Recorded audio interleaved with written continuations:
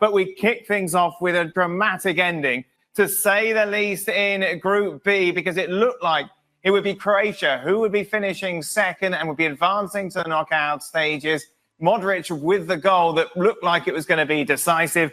But in the end, Mattia Zaccagni, who come off the bench and score with pretty much the last kick of the game, a wonderful goal from the Lazio substitute. And that would be a draw. And that's enough to guarantee then Italy second. They go through with Spain. Croatia will not be one of the best third-place finishing sides, as they only managed 2 points. They are out. Ali Moreno joins us. Let's kick things off first in the studio, Craig. We thought that was it. We thought Italy were done. Yeah, and they did as well. But I've got to give them credit for plugging away. And a fantastic goal by Zaccagni at the end. A great finish. That, you know, it was do or die at that point. You know, Croatia just had to see the game out. Modric had gone off. He was sitting on the bench. He could take no further part. He's just closing his eyes there, hoping. But listen, Croatia not a great side. Italy not a great side. I was okay with Italy going out, I have to be honest. I don't like watching them. They're not very good. They're boring. They're dull. Even when they had to win this game, you know, I just don't enjoy watching this Italian side. They were walloped by Spain in terms of outplayed. The scoreline was close. But again, got to give them some credit for hanging in there, creating some chances at the end. And that finish was absolutely brilliant. But this is not a good Croatia side. We've seen this in this tournament. This is not a good Italian side. The first proper team they come up against in the knockout stages, they'll get knocked out. But fair play to them. They're in the knockout stages. They've managed to do it. But Spalletti on the touchline, he's doing that because his team have not played well. He most definitely is. And Zaccagni will never have to buy another drink in Italy ever again, Ali. What a finish that was. And in the moment, and you just mentioned what a finish it was. It's one thing that you're open on the left-hand side, that you open up your body and you're thinking in your mind that you're going to be able to bend it to that far post. It's a completely different thing to do with the last kick of the game in this sort of scenario, in this sort of setup in which you actually need to do it. You need to deliver. You're going to either be the hero or not. And he certainly was the hero. What a finish it was. I would just say about Croatia, this is not the first time in the tournament that they're not able to see a game out. The same thing happened against Albania, and it was the same picture of Luka Modric sitting on the bench, watching his team, trying to see the game out, and they're unable to do so. And so there is something about this Croatian team that in the last few minutes, they're unable to stay organized. They're unable to stay behind the ball. They're unable to force the ball into wide areas. And in that last sequence of play, as the ball just breaks open and Calafiori is driving at the defense, everybody collapsed onto the ball from Croatia, and they forgot about Zaccagni. They didn't even know he was there, didn't realize he was there, and then he just took full advantage. What a finish it was. What a moment for Italy.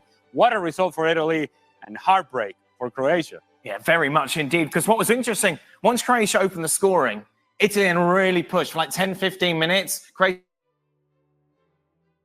made some changes, and it looked like they would be enough to see them through, didn't it? I mean, Italy were doing a good impression of Scotland at one point. Well, that's harsh. Well, no, they were better, but only just. Not much. And Scotland are poor. Not much. And it was like, do Italy know? I mean, I get it. The old Italian style, we'll play, we'll get the point. That went out the window with the goal. There was obviously the missed penalty, which is only, I think, as Ian Dark said in commentary, 33 seconds before Luka Modric actually did score after Donnarumma made a great save. But then Italy, it was almost like they were spurred into some sort of positivity because they had been so negative up to that point. They did a little flurry in the first half, to be fair to them, and then they regressed back to the norm. But you just look through this side, and, you know, the Croatia side, there's no doubt it's the end of an era with that, and we saw that in the performances. And this Italian side, you know, again, we saw it against Spain. Yes, it was a very close scoreline, but they were completely outplayed. And this team here, although there will be, you know, partying back in Italy tonight because they're through and that will involve some celebrations, I think deep down, even the Italian supporters know that this side is extremely limited in its ability. Julien Laurent joins us. Jules, you must be delighted you didn't have to watch this game with Gab. I must be delighted. I didn't hear the end of your question. That you didn't have to watch this with Gab. I know. I mean, I don't know what kind of emotion he went through at the stadium because he was obviously there. incredible, really, when you think about it, when you think that Modric, the whole Modric scenario, and we're all ready to write and talk about what an incredible performance that he had, and that he carries this team, and the next season, and his international career continues, and his first goal at international level was against Italy 18 years ago. So there was so many narratives within the whole Modric story tonight, and then that happened. Football is incredible. This Euros really has been pretty incredible since the start, since day one, and today was just another chapter. I agree with Craig, though. I don't think this Italian team deserved to go through with 4 points, really.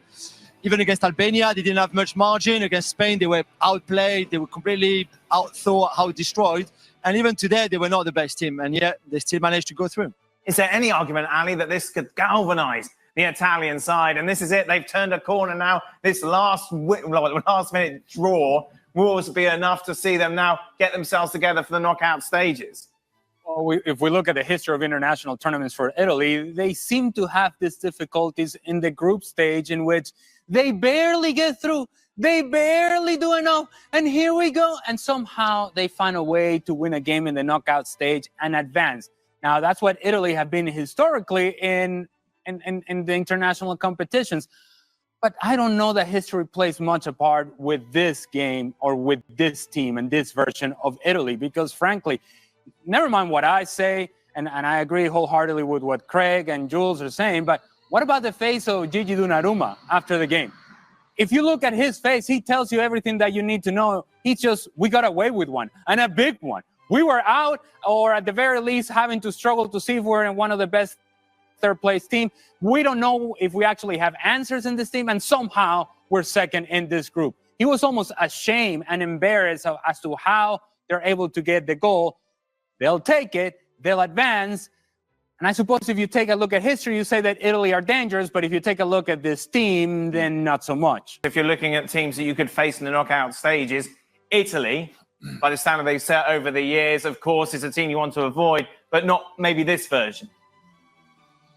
No, not this version. And we said it before the tournament as well. This is not a surprise, really. Let's be honest here. Spalletti, as great as he was at Napoli, and even before that, Roma, and all the things that he did for the game, and great, no problem. He's a club coach. He's a club manager. He's not. International football is very, very different, and this is all new to him. This is a young squad. Even if some were obviously there 3 years ago when they won against England in the last Euros, you have Bastoni, you have Calafiori, and Calafiori did great on the goal, obviously, but this is still a learning curve for a lot of those boys, and they're just not ready yet. And I think if I'm Switzerland and I'm watching this performance tonight, and I know I'll be cautious, and it'll be a local derby too. So there will be a lot of narratives before that last 16. But if I'm Switzerland, if I'm Murat Yakin or Granit Xhaka, I'm looking at this tonight and say, okay, this is what they have to offer. They had one shot on target in the whole second half, and that's the goal. And it's an amazing goal, there's no doubt. But that's the only thing they had in that second half. If I'm Xhaka and the Swiss boys, I'm like, okay, bring it on. It's an incredible stat considering what's at stake. Yeah, and if Croatia had the quality that they once had in the final third, they don't quite have that anymore. They would probably and should have killed this game off in the second half. They had, as Italy tried to go forward, there was times when the right back got forward and the midfielders are getting in the box and they either turned out or they played a poor ball in. So they could easily have killed it off. But that stat is damning. Now, there was one ball in particular that fizzed. I think Chiesa fizzed it across the box. Yeah. That Scamacca almost got on. But apart from that, they huffed and puffed, and Croatia defended stoutly for the main part. But again, Croatia didn't have that quality to kill this game off or see it out. And even in the goal, they had a couple of chances. They had two opportunities to make a challenge. One 30 yards from the goal, and one just outside the box that they weren't able to make, and that allowed the ball to get out to that left-hand side. I have to say that the finish, we can't complain about the finish. The finish was absolutely outstanding, particularly with the pressure. As that ball fell, it fell to him on the right foot and he opened his body up. He knew that it was now or never, right? He was not getting another chance. They were not getting another chance, and he couldn't mess it up. And it was absolutely, we saw it, if your camera was right behind on the angle, and there was no guessing what he was going to do. I'm just seeing a replay of it behind you in the big screen over there. It's incredible. So yeah, you got to credit from that perspective. But I've just been disappointed. Maybe I shouldn't be, but I'm disappointed with the approach of Spalletti. I know it's international football. I know it's different, but it's a complete contrast to what he was doing with Napoli. There's not even a sense of trying to play in the way that they did at Napoli or play this kind of football. It's sort of reverting back to type. And as I say, they've gotten away with it, but it was damn close. For Croatia, we kind of knew this coming in, didn't we, Ali? This is very much the end of an era. Yeah, and it's confirmation, I think, the performances that we have seen in this tournament. We felt like it's a little late for this Croatian national team. And certainly when you look at the personnel that is available, and what has been surprising about Croatia is that there isn't a new generation in place. There isn't a young player that you can say, hey, maybe that's going to be the next Modric. And I know that's a high standard, but you're not seeing that in the midfield. You're not seeing that in the attacking third. You're not seeing the new player from Croatia. And so you are depending on Luka Modric. You are depending on Kovacic and Brozovic. And when you see Brozovic run, you kind of go, yeah, somebody needs the legs to get around in the midfield. And that's not the guy. That's not the guy with the legs. And when you see that, it's that confirmation of what I think we already knew. We feared that that would be the case, but it was confirmed in this tournament that Croatia, as we know it, and that successful team that we saw for so many runs, that's coming to an end and coming to an end quickly. Mandzukic went quite some time ago. Rakitic went. Modric is going to go.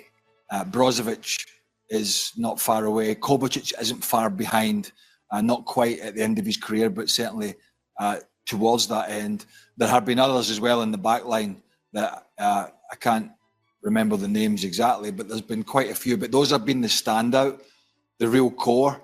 And it feels like there's maybe only one or two of them hanging on, but they're close to going. And it's sorry to say, but it's difficult to keep, particularly of a country of around 4.5 million, which Croatia is. It's difficult to keep churning that kind of quality player out. And you think back to the past about the guys that they've had playing at Real Madrid and the Prozinetskis and Davor Sukas, and the list is endless. But like a lot of countries, they're just not producing that quality of player anymore. It's really, really difficult to keep doing so. And I think definitely we saw and we have seen the problems that they're having in terms of bringing new youngsters through in this tournament. And once these other guys go, I think we're going to see a big fall away from this country. What was it?